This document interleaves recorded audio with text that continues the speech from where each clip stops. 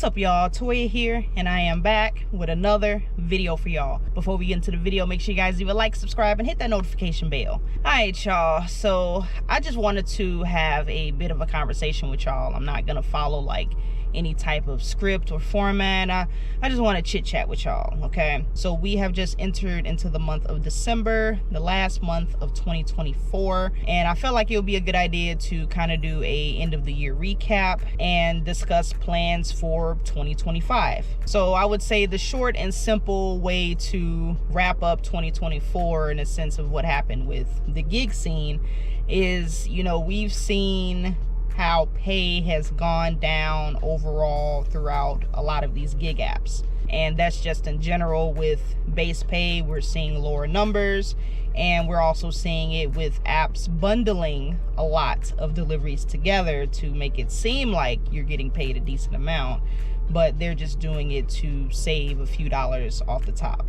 Overall, I think that has been the trend for 2024. We've seen a few places take matters into their own hands and trying to get reasonable wages for gig workers. Like literally just recently, a few days ago, I think Minneapolis, they had passed some bill or law where Uber and Lyft, they have to pay drivers by the mile and by the minutes. So, you know, it's been a lot. Even earlier in the year when we had talked about it, we were talking about how they were trying to change the classifications for independent workers to employees, and technically nothing really ever came of that, at least for us yet. But who knows what's gonna happen as we move into 2025 with new administration. So only time will tell.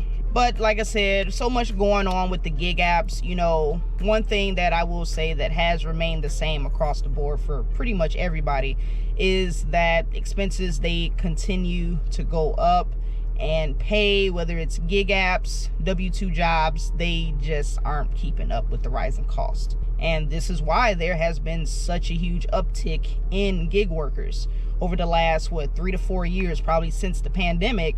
You know, every single year after that, it just seems like more and more people are flocking to gig work. And a very large percentage of those folks that are in gig work, most of them already have other forms of income.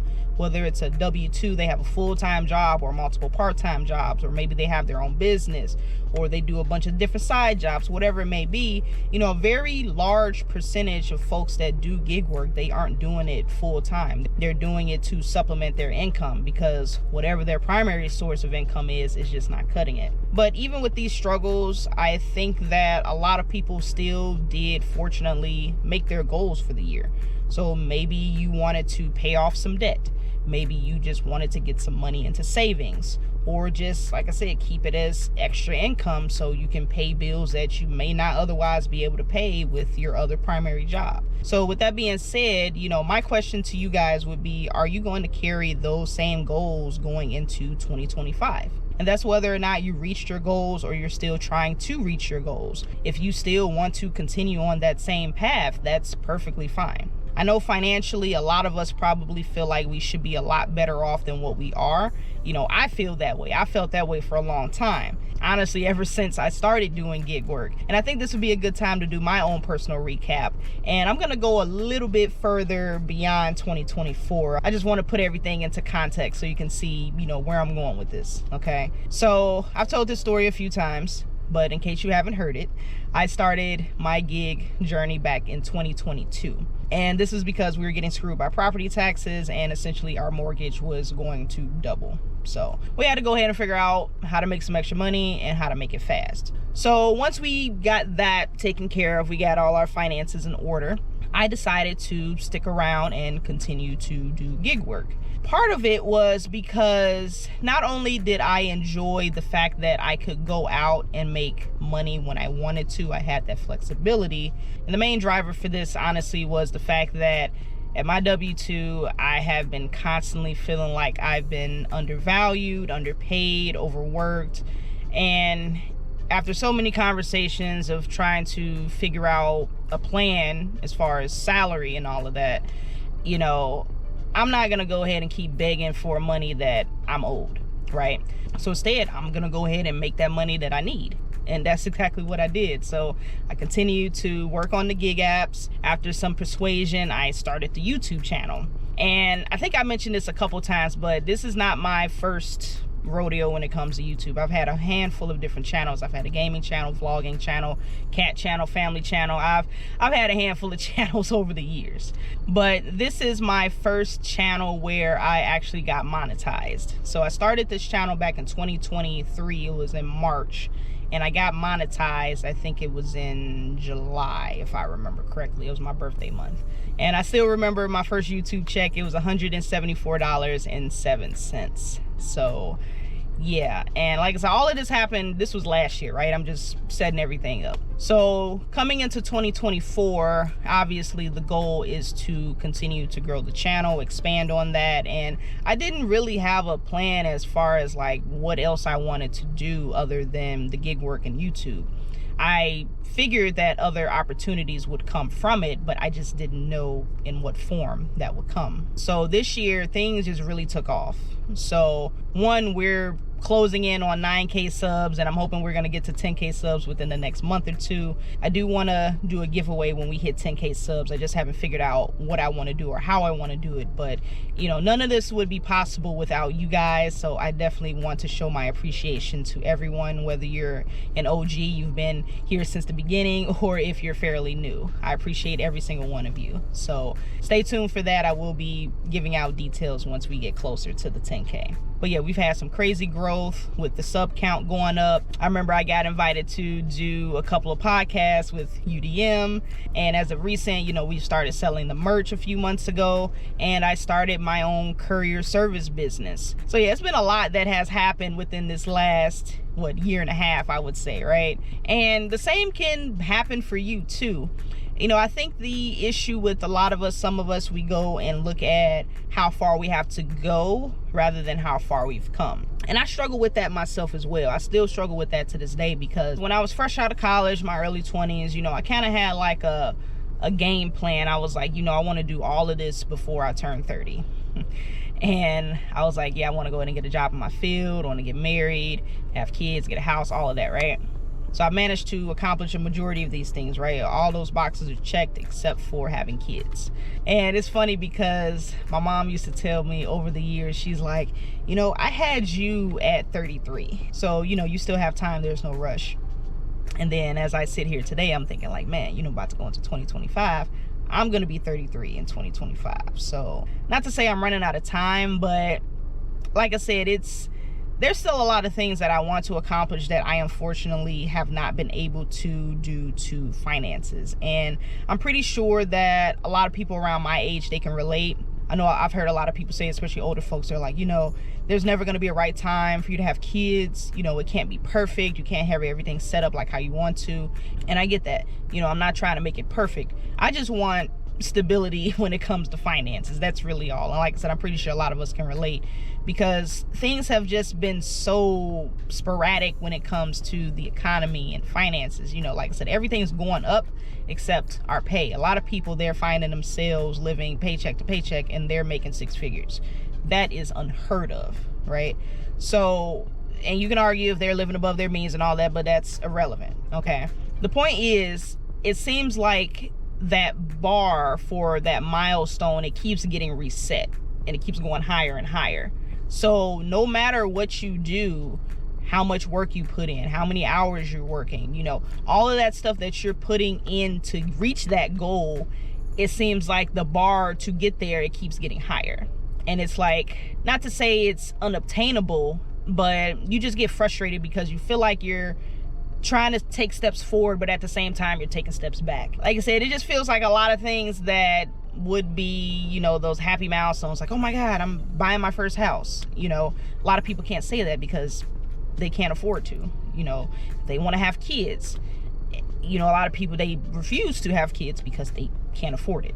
You know, I remember seeing articles, they're like, why are millennials not having kids, and why are they not buying houses and this? And it was like, bro, the writing is literally on the wall. But that's besides the point. I'm not gonna go ahead and get into that or anything like that. Like I said, I'm freestyling this video, so if I'm kind of rambling, y'all know how I do sometimes, so my apologies. I say all of these things to say that, you know, again, I'm talking to myself as well.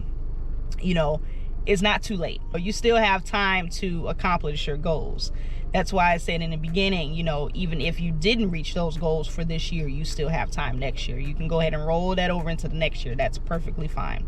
But in regards to gig work and everything, you know, it's really up to you how you want to proceed forward, because I know I listed off a handful of negatives as far as, you know, pay going down, you know, not a negative, but you know how some places they're trying to go ahead and get decent pay for workers.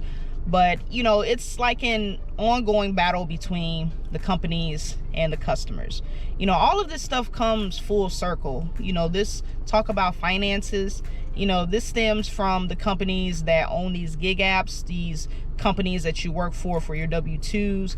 You know, they all have the same agenda: profits, right? And to them, us regular folks, we're expendable. And that's just the truth. Like I said, I'm not trying to sound pessimistic or anything. I'm just being real. At least for me, this is why I decided, I'm like, you know what? I need to take it up a notch. I need to take it to the next level. I'm not going to go and rely on somebody else to decide how much I'm going to get paid, because I know what I'm worth. I know my worth. So I'm going to go ahead and get it myself.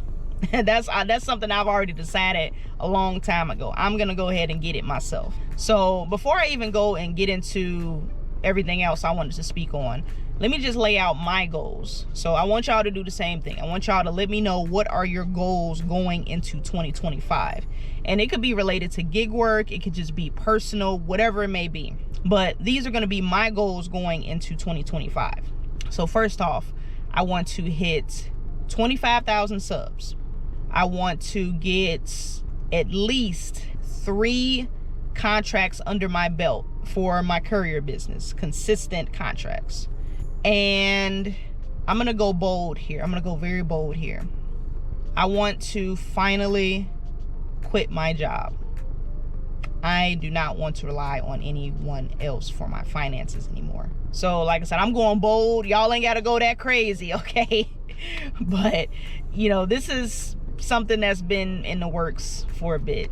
You know, I'm just getting tired of just being undervalued and underpaid. So it's time that I take things into my own hands. My mom's getting better. She's still recovering from the transplant and everything. She's 4 months post-transplant. So she's been getting stronger every day. And so since I don't have to be with her as often, this is going to be a great opportunity for me to start putting more time into the business. And I am going to make sure that this thing takes off. That's going to be my goal. That's going to be my goal. So between YouTube and the business, I'm going to be perfectly fine. I'm not going to need a W-2 anymore. So yeah. But as far as gig work, because I know we're kind of all over the place with this video, you know, I don't want to say that it's going to continue to go in the direction that it's going with gig work. It probably will. You know, I won't be surprised if pay continues to get slashed. They try to find another way to, you know, get more work out of you with, you know, paying you less. You know, that's kind of the common theme when it comes to these apps, right? They want to get as much profits for themselves while making sure you don't profit as much. So, you know, we had talked about the DoorDash settlement for Illinois. You know, it's not uncommon that these apps do have these loopholes to do whatever they possibly can to make sure we are screwed over and they get the most money out of it. So, but honestly, with all that being said, you know, I think it's really time that you take a step back and evaluate, you know, is gig work something you want to continue to do? I understand that there are some folks that do want to do it full time. You know, they don't want to work for anybody. I get that. But you still have to put in perspective as far as, you know, are you actually working towards something? Because I find that there are some individuals that they're just working just to work, just to work, just to work. And they're living comfortably, you know, they're paying their bills, but eventually you're not gonna be able to do that anymore. So you have to work towards something. You know, it's not like a W-2 where you get your pension and, you know, you get to retire with your 401k or 403b or whatever, assuming that you're putting stuff into savings for later. But I think a lot of people aren't. I don't think a lot of gig workers are doing that. You know, eventually I feel like you have to pivot to something else. Multiple streams of income that's becoming the norm now. I feel like at one point it was a flex because, you know, I feel like we went from probably, you know, before I was even born, you went from one individual being able to take care of the household. Then it transitioned to you need both parties, right? The spouse and you and the spouse, right? You have to go ahead and pay the bills. Now it's gotten to the point where both of you have to have full-time jobs, probably do something on the side. And like I said, everybody got to have multiple sources of income at this rate just to survive. Having multiple streams of income, it doesn't even seem like it's a flex anymore. It's like a necessity. At this point, a flex would be having passive income, money that is making money while you sleep. That's where I want to go eventually. And I've looked into real estate in the past. I've mentioned this before. I've looked into real estate. I want to buy commercial property. I'm not really the type to own and rent out. I don't think I want to do that. But if I do, it'll be commercial property. So laundromats, car washes, even vending machines. I even asked my husband one day, we were driving and I just had a random thought. I'm like, how do you obtain those billboards that are on the expressway? Like, because I'm pretty sure they're making some decent money by renting those out to people who want to advertise. You know, I think about random things like that. Like, I'm always looking for like ways to make money, you know, just passively. I'm not saying that you have to give up gig work or anything like that. Just figure out if there is another alternative, you know, or at least something that you can do on top of that. Because the direction that this is going, you know, we really don't know what's going to happen. You know, maybe you should start a YouTube channel. Maybe you should start a business. I know not everybody wants to do that, but if it's been on your mind and you're watching this video, this might be your sign to actually start working towards that. You'll be surprised how much can change within a year. Like I said, I named off everything that I've done this year so far. None of that was a thought around this same time last year. None of it. I swear, none of it was in my thought. The only thing that I probably thought of was maybe doing merch, but I just didn't know how to get started. Everything else, never thought about it. Never thought about it. So you might surprise yourself. You might surprise yourself. But yeah, for gig workers, you know, we have to expand. We can't just be just gig workers anymore. Okay. Tap into entrepreneurship. Being your own boss doesn't mean you have to do just one thing. Tap into other markets. You know, and I get everybody doesn't want to be a boss per se. You know, maybe some people are content with just working for others as long as the pay is decent. I get it. If you're trying to elevate to that next level, you have to take those steps. You got to take those steps. So don't be a slave to these apps. I've said this before. Do not be a slave to these apps, okay? You know, think for yourself. Think of ways to be profitable for yourself and not be profitable for these apps. If anything, you know, stop trying to invite yourself to their table because they don't care about you. They do not care about you. I'm talking about the gig app companies, the companies for your W-2s. They don't care about you. You know, the sooner you realize that, the better you'll be. You might have a little inkling of maybe they'll do the right thing, but 9 times out of 10 they not. 9 times out of 10 they won't. So, you know, stop trying to get invited to their table and go ahead and establish your own table. Have yourself, your trusted loved ones. Y'all can go ahead and build that table up, and the rest is history. You are in control of your own destiny. Nobody else is. So if you allow others to dictate what your successes or what your failures are going to be, you're not going to get anywhere. You are the sole person that is going to decide if you succeed or fail. Forget about what everybody else is doing over there. They got that, you know, they partying it up, whatever, they living it up. Let them do that. Go ahead and make something for yourself. Whether that's gig work, real estate, crypto, because a lot of people keep talking about crypto. You know, there's a lot of different ways you can go about this. There isn't one right way or one wrong way. Just go with what makes you comfortable, what makes you happy, And because that's the most important part right there, making sure that you're happy with what you're doing. And of course, making sure you're taking time for yourself. You know, sometimes we get so wrapped up in work. We got to do this. We got to go ahead and get this done. And I get it. You know, we're trying to hustle. Sometimes my husband be telling me, you be doing too much. You're sitting down. Your back is hurting and you still out here trying to do deliveries. No, like literally, I think I pinched a nerve or something on one of my Instacart deliveries. Came home and I'm still up here cooking Thanksgiving dinner. Like... But no, in all seriousness, you know, sometimes we just gotta take a step back and just enjoy life. We really need to enjoy life. You know, that's really what we should be working towards. You know, financial freedom, you know, all that's cool. You know, people say money can't buy happiness. But, you know, honestly, if I had some money right now, I'm pretty sure a lot of my problems would be solved. But the saying is right. The saying is right, because even if you do get all of your problems solved by money, that money is not going to keep you happy. If you're not happy within yourself, you're not content with yourself, you're not content with what you're doing in life, it's all for nothing. It's all for nothing. So you gotta take time for yourself and make sure that you are living life, literally living life, enjoying life. You know, that's it. That's it. That should be the main goal for everybody, honestly. That should really be the main goal right there. Make sure that you're living your best life and you're enjoying life. You know, I honestly feel like it's deeper than gig work. So, you know, like I said, it's more or less just like figuring out what works best for you. If that is gig work, cool. If it's not gig work, cool. You know, at the end of the day, you just have to do what's best for yourself and your family and make those necessary adjustments, you know, to get to the next level. But that's really it. So if you guys didn't answer any of my questions from earlier, you know, my main thing was just asking, like, what are your goals for next year going into 2025? So it could be related to gig work. It could be related to some personal goals that you might have. So like I said, it doesn't have to always be about gig work. So nothing wrong with having these types of conversations. So I'm still yapping, so let me go ahead and get up out of here, guys. So before I let you guys go, I have to remind you guys to leave a like, subscribe, and hit that notification bell so you do not miss a video. But I'm gonna go ahead and get up out of here, guys. I hope you guys enjoyed this video. I'm gonna catch you guys on the next one. And as always, stay safe out there and keep grinding.